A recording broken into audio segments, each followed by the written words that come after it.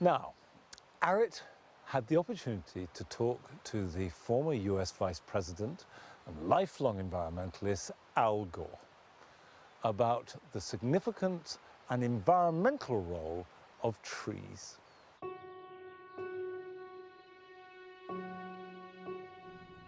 You're never really very far away from a tree in the UK. Whether you're lucky enough to have them in your garden, are surrounded by them in the park or countryside, or pass them when out and about, trees in all their wonderful, beautiful forms are everywhere. And it's easy to take them for granted. They are constants and markers in our lives and can often be older than us. In recent decades, we've begun to understand the importance of trees and the role they play in our changing climate. For former US Vice President Al Gore, Nobel Peace Prize winner, for informing the world of the dangers posed by climate change, getting this message out has been his lifetime's work. Al, it's so great to see you, and thank you for taking the time to chat with me today. It's a great honor to be asked to be on with you. Clearly, your passion for this planet is clearly in your blood. And I know that you grew up on a farm, and I wonder if that's really where the relationship started with you and the land. And what was your connection to trees? My childhood had two parts to it every single year. There was the concrete of the city in Washington, D.C., and then there was the farm with trees and pasture and animals and blue sky. And it was pretty easy to make a choice between those two venues. And I really enjoyed the time I was able to spend being closer to nature. I didn't really think of it in those terms as a child, but my earliest lessons on environmental protection were from my dad, following him across the farm, 3, 4, 5, 6 years old. And then it was just a hop, skip, and a jump on to climate when I had a professor in college who focused my interest on that. And I can feel it now when I get back and walk through the forest. And we have trails here now through the trees, and it's just, it's renewing. Oh, that's fabulous to hear. And I have planted 10,000 new trees here on the farm. It's a small amount compared to what we need worldwide. There's now a global effort to plant 1 trillion trees. But we have to plant the right kind, and we have to avoid these monoculture forests that are just good for cutting them down, making paper or cardboard or something. You don't get the rich web of biodiversity that you find in old growth forests or mature forests that have multiple species. In the UK, over half of our nation are keen gardeners, and in the last 18 months we've had another 3 million gardeners join the band, and this is very much about how we want to know as gardeners, what can we be doing? You can join and support the organizations near you that are fighting to protect natural land, and encourage community leaders to protect these valued resources. Whether you're planting a single tree in your garden or working to restore biodiversity across a larger landscape. That's really good to hear, and I love the fact that, you know, you're saying just even that one tree makes you part of a bigger community, which is so important. What's your take on the fact of how we are saving our existing global forests? It's important to highlight the incredible efforts of indigenous communities who serve as land defenders in so much of the world and protect forests around the globe. Then we should do more to learn from them about how we can effectively protect our planet's ecology. And gardeners can play a key role by helping to enhance awareness of the role the natural world plays in stabilizing and protecting our ecological systems and the integrity of those systems. I know that you are incredibly busy, but do you get time to kind of go out and still have woodland walks, and how does that make you feel when you get to do that? I make time for it, and I just find it as I've said before, calming and renewing. We know from the science and from our own feelings, when we tune into them, that being in the forest and being in nature is good for us. I am so thrilled to have spoken to you and listened to your insights and your personal thoughts. So thank you so much, Al. Thank you, Eric.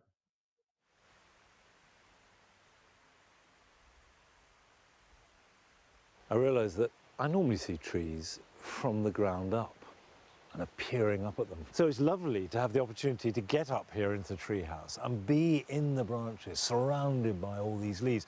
If nothing else, it makes you realise just how many leaves there are on a large tree.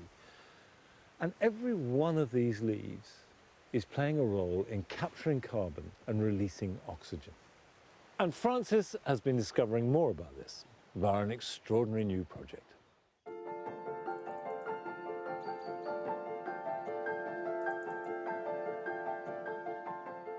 Hidden in the heart of the Staffordshire countryside, something very special is happening. And when you look up into the canopy, you realise this is anything but a walk in the woods.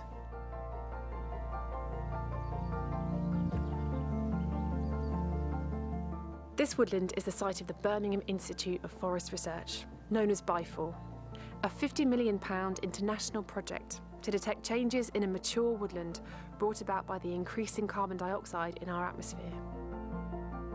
Head of the 40-strong team of scientists working on this ongoing 10-year project is Rob Mackenzie.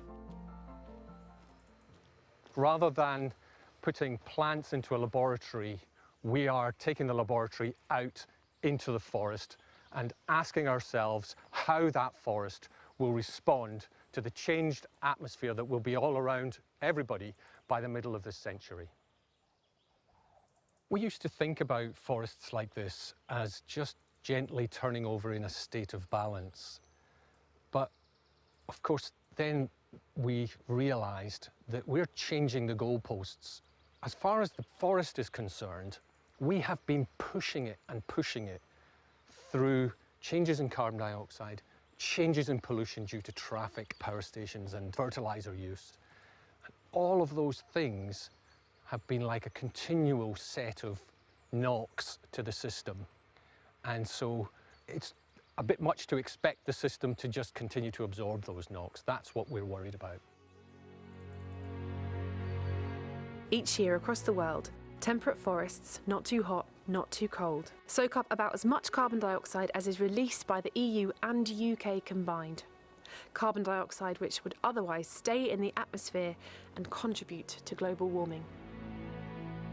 The question is, can they keep doing it if we keep pushing them with more and more carbon dioxide in the atmosphere? To answer that, Rob and his team have created an atmosphere in this semi-natural deciduous woodland, which experts calculate reflects that of the year 2050. It involves taking pure carbon dioxide, mixing it with air, piping it up the towers and releasing it very carefully under computer control into the patches that we want to experience that future atmosphere. These trees are being exposed to just over a third more carbon dioxide than they'd be receiving today. And the first part of the experiment is trying to understand what's going on in the canopy when this happens. Up here, this is the domain of the oaks, and they're dominating the process of photosynthesis, which is the start of the whole chain of reaction that we're interested in studying. Photosynthesis is the process by which CO2 and water, by the power of sunlight, are converted into sugar, into food. And that food powers the growth of the plants, but also the growth of every other single living thing around us in this forest. Sugar is created through photosynthesis and is the initial store for carbon from the atmosphere. The question is, what happens to the extra sugar created through the raised levels of carbon dioxide? We need to measure almost everything you can think of, and so all around this patch there are measurements going on. We're making measurements of the amount of leaf up in the canopy, how much of it falls down onto the ground. We're making measurements of the sap flowing up through the stem of the tree. That's what this is here. And of course, one of the classic places that a tree can store carbon is in its trunk, building wood. So one of the measurements that we make is the girth of the tree. We measure it continuously using this band. We then look at all the trees in each patch, total up how much they're growing, and what we find is more growth in the patches that are getting the extra carbon dioxide. So some of the carbon dioxide, some of the sugar is being put into growing the girth of the trees. So above ground, the raised carbon dioxide is having the effect of boosting the size of the tree trunks. But what is this sugar hit doing to the rest of the forest? A lot of what we're finding is happening below ground. That's difficult to see. One of the ways that we do it is by putting cameras into the soil repeatedly and measuring the same root as it slowly grows over the course of a season. And we're finding that there is more root. Those roots are exchanging chemicals with the fungus that's around the roots, trading sugar in order to get the rest of what they want for a balanced diet. And so far, what we're seeing is a positive effect from increasing carbon dioxide. We're finding that there's more of everything below ground, more life. While for now, this mature forest and the plants and fungi in it seem to be thriving. With carbon dioxide levels set to rise even further after 2050, Rob's team don't yet know if this ecosystem can continue to respond favourably to the changed balance of nutrients. What we find is that the forest is responding resiliently. I feel I know the forest well enough to say it's even responding valiantly to the push that we're giving it, because we are giving it a very big push. But however valiant the response of the forest is, it can never be enough to do the hard work that we should be doing in reducing fossil fuel emissions. If we just expect forests to do all the work for us, we're just going to be disappointed. One thing is for sure.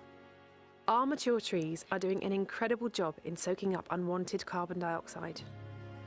These guardians of our environment would take hundreds of years to replace, and we should do everything we can to protect them, whether it be in our forests, parks, or gardens.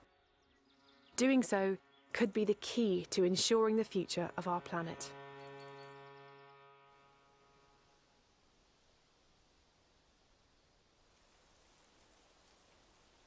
The way that Professor Rob Mackenzie and his team have set up that outdoor laboratory and are using trees to get as much knowledge and information to help us all face the problems that lie ahead of us, whether we like it or not, is inspiring and encouraging. Now, for our last visit to one of your gardens, we've been sent this film from Paul Morrison near Morpeth.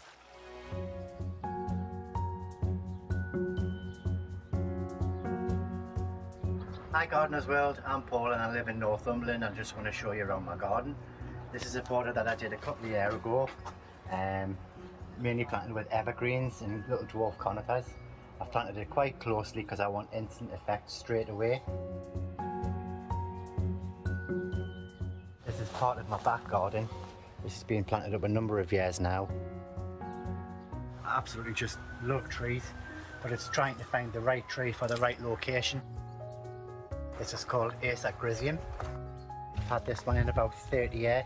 It just has amazing peeling bark. Quite slow grown, and again, amazing autumn colour. I've got the borders absolutely crammed with Japanese maples and acers and clematis coming through everything.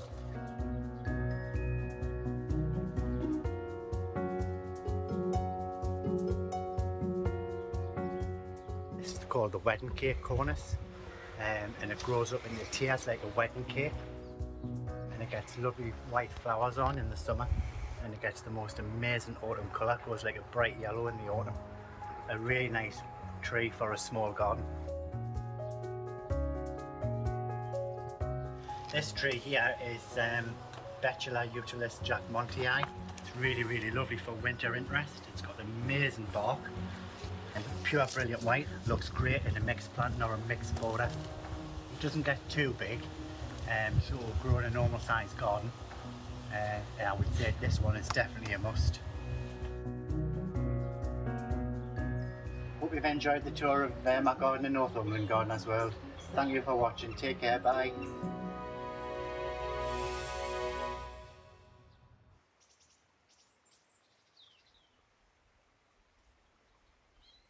Yes, Paul, I did enjoy your garden, and thank you very much for sharing it with us. Now, it's fine to talk about the importance of planting trees, but there is a right way to do it, and certainly it helps if you plant them so that they thrive from day one. And Toby has been to a school in North London, where they've been doing some tree planting, to talk to them about the trees that they've chosen and give them some advice on how best to go about it.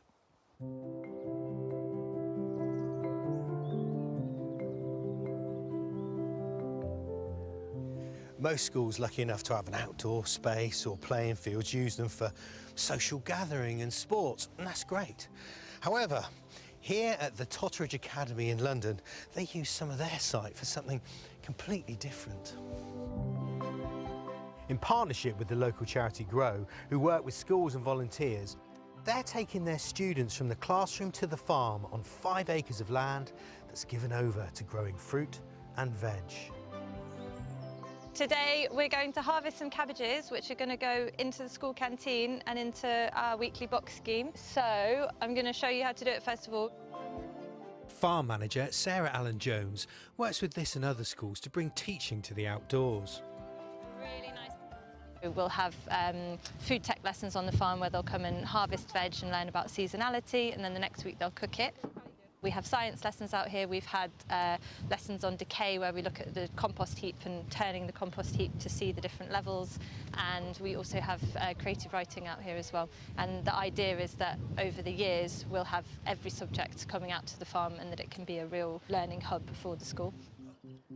Sowing the seeds of ideas, sowing cabbages, but also you've got plans for planting trees. Yes. Yeah, and that's something that it was really important to do with young people, to show that they can have an impact on the world, and they can plant something now and they can come back in 10 years' time and it'll still be there.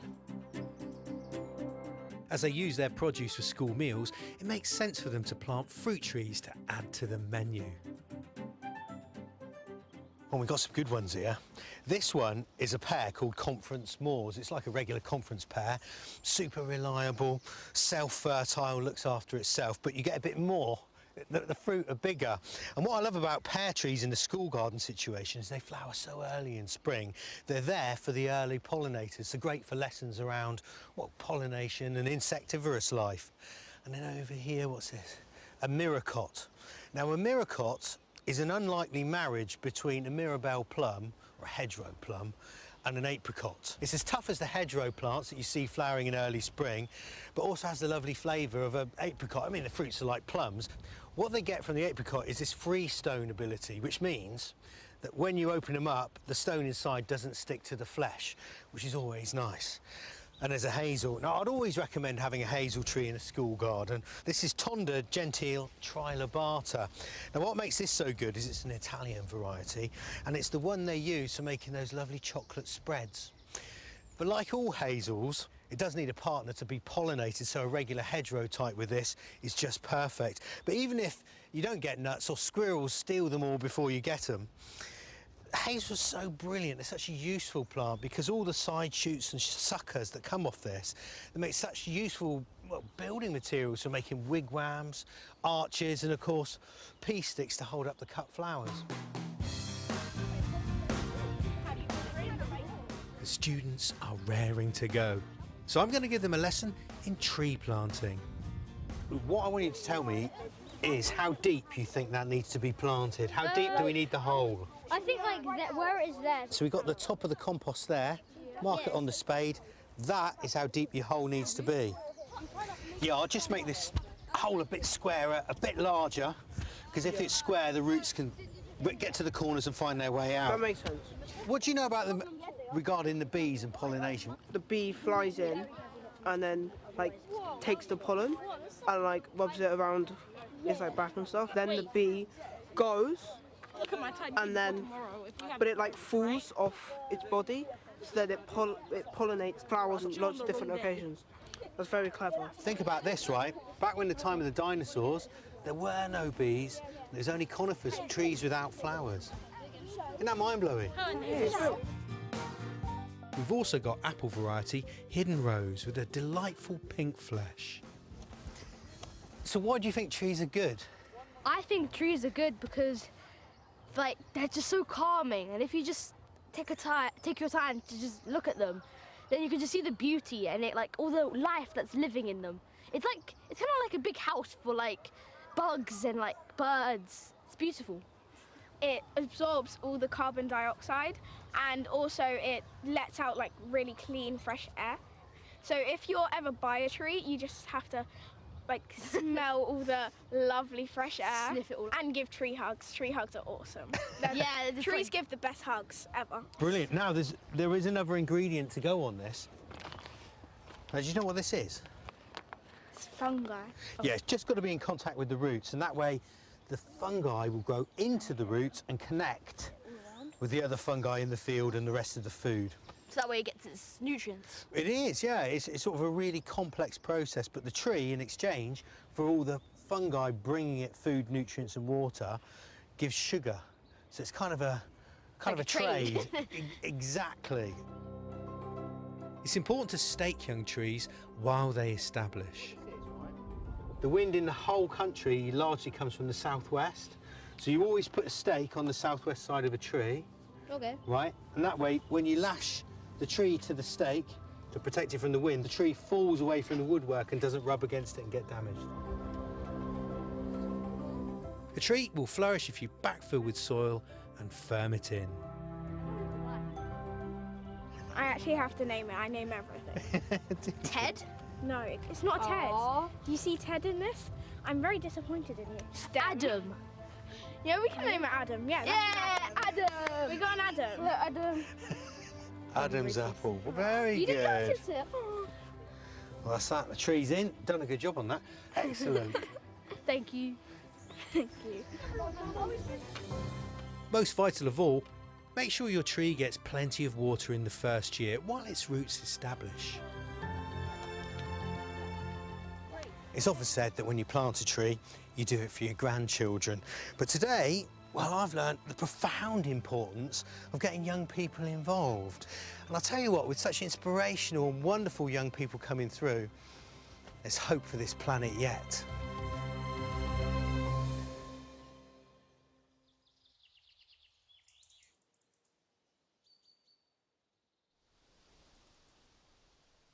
Of course, it's extra important that we get children to plant trees and learn about them and be interested in them, because it is their world that trees are going to play such an important role in.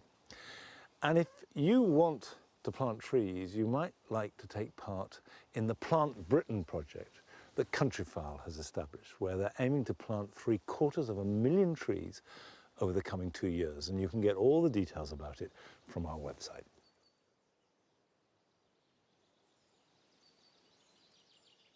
That's it for today, and I do hope this has inspired you to go out and just make the most of the wonderful trees we have, wherever you are. And if you've got a garden, to plant a tree. They are wonderful for wildlife, and from day one, however small that tree is, I can promise you, they're completely fascinating.